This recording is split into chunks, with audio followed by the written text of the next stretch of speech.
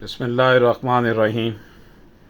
خواتین کی وراثتی جائیداد کا معاملہ عدالت عظمیٰ کے فیصلے کے تناظر میں اسے نریٹ کیا گیا 2020 SCMR 253 میں۔ اپنی زندگی میں باپ کی جانب سے تمام جائیداد صرف بیٹوں کو دے دینا اور بچیوں کا جو حصہ بنتا وہ نہ دینا، یہ ہے وہ رویہ جو ہمارے معاشرے میں بری طرح حاوی ہے۔ بیٹیوں کو باپ اپنی زندگی میں ہی اپنے ہر قسم کے اثاثہ جات سے محروم کر دیتا ہے اور گفٹ کے نام پر سارا کچھ بیٹیوں کے حوالے کر دیتا ہے۔ ہمارے ہاں یہ انداز فکر ہے کہ خواتین کی شادی اپنے سے کم مالی حیثیت والے کے ساتھ کی جاتی ہے۔ اس طرح ایک تو عورت کو ویسے ہی کم خوشحال گھرانے میں بیاہ دیا جاتا ہے، دوسرا پھر اس کو حق وراثت بھی نہیں دیا جاتا، تیسرا اس عورت کے بچے بھی پھر معاشی طور پر کمزور ہوتے ہیں، جس سے ان کی اپنے ننھیال کے ساتھ رشتہ داری بھی نہیں ہو پاتی، یا پھر سٹیٹس کا بہت فرق نمایاں ہو جاتا ہے، جس سے معاشرتی اونچ نیچ کی خلیج بڑھتی چلی جاتی ہے۔ موجودہ دور میں رویوں کے حوالے سے ہم بات کرتے ہیں کہ اگر باپ اپنی جائیداد بیٹوں کو دے دیتا اور بیٹیوں کو کچھ نہیں دیتا تو ان حالات میں وہ اپنی زندگی میں ہی خود کے لیے جہنم کا سودا کر لیتا ہے۔ کیا ہماری مقننہ ہماری عدالت عظمیٰ اس حوالے سے کوئی واضح قانون سازی کیوں نہیں کرتی؟ قرآن سے شادی کے حوالے سے تو قانون سازی کر دی گئی اور اس کے لیے 10 سال قید اور 10 لاکھ روپے جرمانہ بھی رکھا گیا ہے۔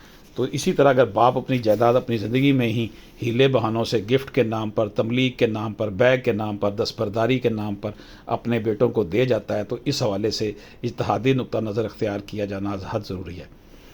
تو دوستو، سپریم کورٹ آف پاکستان کا اہم فیصلہ 2020 SMER 352 رپورٹ ہوا ہے، جس میں سب سے پہلا نقطہ اسلامک لا کے حوالے سے ہے کہ جس کا جو حصہ وراثت میں بنتا ہے اس کی حفاظت کے حوالے سے بہت زیادہ مستعد ہونا ہے، اور ایک خاتون جو کہ اپنی وراثتی جائیداد کو اگر کسی رقم کے عوض اگر فروخت کر رہی ہے تو وہ بہت زیادہ احتیاط برتے گی۔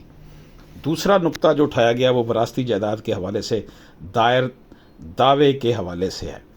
کسی بھی فراڈ کے کیس میں کوئی میعاد سماعت نہ ہے، اور خاص طور پر جب کسی خاتون کو حق وراثت سے محروم کیا گیا ہو۔ تیسرا نقطہ جو اٹھایا گیا وہ مشترکہ حصے دار کے حوالے سے ہے کہ جب تک ہر کسی کو اس کے حصے کی بابت تقسیم نہیں ہو جاتی اس وقت تک مشترکہ حصے دار ایک ایک انچ کا مالک ہے اور قابض بھی تصور ہوگا۔ چوتھا نقطہ یہ تھا کہ ڈاکٹرائن مشتری ہوشیار باش اس کیس میں پیش نظر رکھا جانا ضروری ہے۔ اگر مشتری اپنی خریدی کی جائیداد کی بابت جانچ پڑتال نہیں کرتا اور اس کے ٹائٹل کے حوالے سے پوری طرح تفصیلات نہیں حاصل کرتا تو اس کی اپنی ذمہ داری ہے کہ اسے اگر نقصان اٹھانا پڑے۔ پانچواں نقطہ یہ ہے کہ یہ ایک فوجداری جرم ہے جس کی سزا پاکستان پینل کوڈ کے سیکشن 498A میں بیان کی گئی ہے۔ چھٹا نقطہ یہ کہ اس کیس کو دیکھ کر ہر کوئی شخص یہ سمجھ سکتا ہے کہ ایک لڑکی جس کی عمر بمشکل 13 سال ہے، اس نے اچھی خاصی زمین اپنے بھتیجے کے نام کر دی۔ در حقیقت وہ چونکہ نابالغ ہے اس لیے وہ معاہدہ کرنے کے حوالے سے نااہل ہے کہ وہ اپنی زمین کو کسی کے نام ٹرانسفر کرے۔ اگر ایک لمحے کے لیے دیکھا جائے تو پتہ چلتا ہے کہ یہ وراثتی زمین کا انتقال کیے جانے میں دھوکہ کیا گیا ہے۔ ساتواں نقطہ یہ ہے کہ یہاں پر بطور ریفرنس بیان کیا جاتا ہے، امیر علی رضا حیات نے بیان کیا ہے کہ میری ہمشیرہ نے اپنی سالم اراضی اپنے بھتیجے کے نام بیع کر دی، لہذا واقعہ درج رجسٹر کر کے پیش ہوئے۔ یہ لینڈ ریونیو ایکٹ 1967 کے سیکشن کی بھی خلاف ورزی ہے۔ اسی عدالتی فیصلے کو سپریم کورٹ آف پاکستان کے جسٹس جناب قاضی محمد امین احمد نے لکھا ہے۔ کیس کی تفصیلات کچھ اس طرح سے ہیں کہ جان افروز خلعت کا اپنے والد کی جائیداد میں 2722 کنال اور 12 مرلے حصہ بنتا تھا۔ جب اسے حصہ ملا تو اس وقت وہ نابالغہ تھی۔ جان افروز خلعت اپنی شادی کے بعد امریکہ میں سیٹل ہو گئی۔ جب وہ امریکہ میں تھی تو اسے فصل کی کاشت میں سے حصہ ملتا رہا۔ 1989 میں جب وہ پاکستان واپس آئی تو اسے پتہ چلا کہ اس کی زمین اس کے بھائی کے بیٹے یعنی اس کے بھتیجے کے نام منتقل ہو چکی ہے۔ اس کے بعد مزید کئی جگہوں پر فروخت ہو چکی ہے۔ یہ سب کچھ جان افروز خلعت کے بھائی اور اس کے والد کی ماں پر ہوا تھا۔ شہادت کے دوران یہ بات سامنے آئی کہ مہدی رضا خان کی عمر اس وقت 1.5 سال تھی جب اس کے نام جائیداد ٹرانسفر کی گئی، اور جن ہاتھوں میں فروخت ہوتی رہی سب کو ٹرائل کورٹ میں مدعا الیحان بنایا گیا۔ ٹرائل کورٹ نے یہ دعویٰ ڈسمس کر دیا تھا۔ بعد ازاں ایپیلیٹ کورٹ اور ہائی کورٹ نے فیصلہ جہاں افروز خلعت کے حق میں کر دیا۔ سپریم کورٹ میں جہاں افروز خلعت کے خلاف اپیل دائر کی گئی جس میں یہ موقف اختیار کیا گیا کہ ٹرائل کورٹ کا فیصلہ درست تھا، एपीलेट कोर्ट और हाई कोर्ट ने गलत तौर पर जहां अफरोज़ के हक़ में फ़ैसला किया। दूसरा यह कि जहां अफरोज़ खिलत जायदाद पर काबिज़ भी ना है। अदालत ने करार दिया कि डॉक्टराइन मुश्तरी हुशियार बाश हो, इस केस में पेश नज़र रखा जाना ज़रूरी है।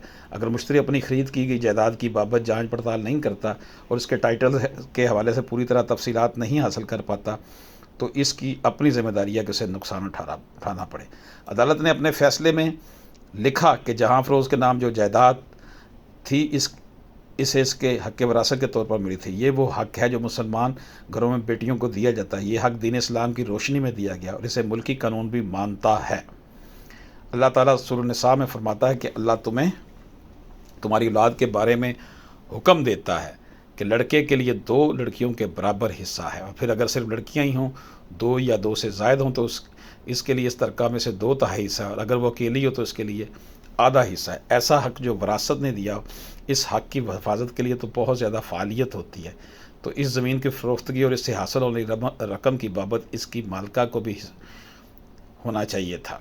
ये एक फ़ौजदारी जुर्म है जिसकी सज़ा पाकिस्तान पीनल कोड के सेक्शन 498 में बयान की गई है।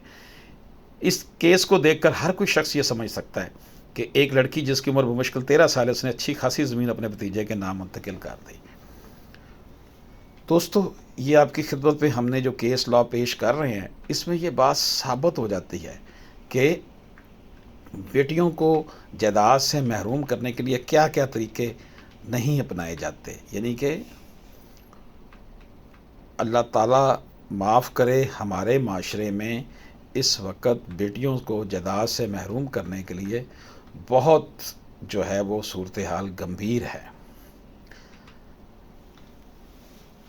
दोस्तों, justice Jawad S Khwaja, justice Sarmad जलाल अस्मानी और जस्टिस इकबाल हमीद रहमान पर मुश्तमिल बेंच ने एक रिट की समाअत की जो सहेल नामी खातून के बच्चों की विरासत के बारे में मुत्तहद अदलिया के फैसले के खिलाफ आई थी।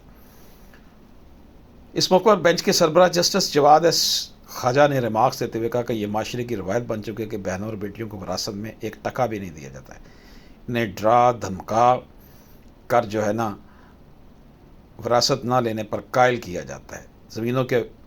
ज़मीनों से प्यार करने वाले अपनी विरासत बचाने के लिए सगी बहनों और बेटियों के वजूद तक से इनकार कर देते हैं। जस्टिस जवाद एस ख्वाजा ने कहा था कि इस्लामी माशरा ने ख़वातीन को विरासत में जो हकूक़ दिए हैं, इससे कोई इनकार करने की जुर्रत नहीं कर सकता। वक्त आ गया कि बेटियों और बहनों के हकूक़ का तहफ़्फ़ुज़ किया जाए। दोस्तों, ये इस वक्त सूरत हाल है कि हमारे माशरे में बै के नाम पर, तमलीग के नाम पर, हिबा के नाम पर और दस्तबरदारी के नाम पर बेटियों को उनकी हक़ वरासत से महरूम कर दिया जाता है, और वो बेचारी जो हैं फिर खामोश हो जाती हैं। लेकिन जिन बेटियों बहनों को उनका हिस्सा नहीं मिला विरासत में से, उन्हें एक दफ़ा हौसला करना पड़ेगा, अदालत में आना होगा। इंशाअल्लाह वो दिन दूर नहीं जब अदालतें भी तेज़ी से इंसाफ करेंगी और आपको आपका हिस्सा मिलेगा।